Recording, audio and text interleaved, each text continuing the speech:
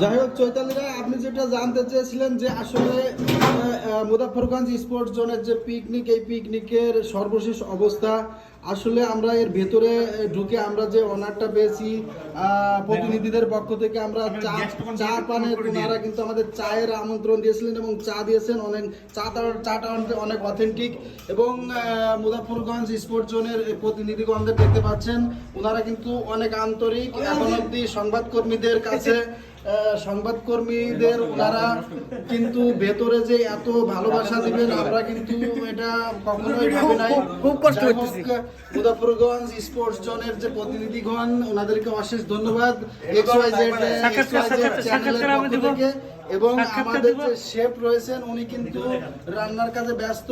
Chef আমাদের মুজাফফরগঞ্জ sports জোনের কিন্তু সেই লোকাল হিরো।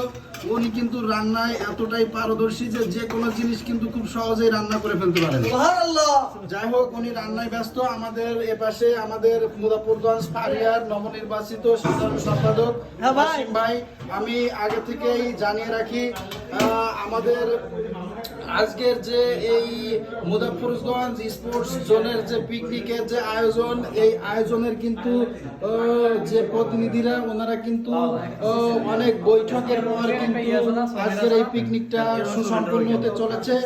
আমাদের মুজাফফরগঞ্জ স্পোর্টস জোনের আজকের পিকনিকের সার্বিক সহযোগিতা আছেন আমাদের বস। উনি কিন্তু আমাদের খেলাধুলার পাশাপাশি সকল ধরনের এন্টারটেইনে কিন্তু সবার আগে থেকে উনি কিন্তু আমাদের অনুপ্রেরণা দিয়ে থাকেন।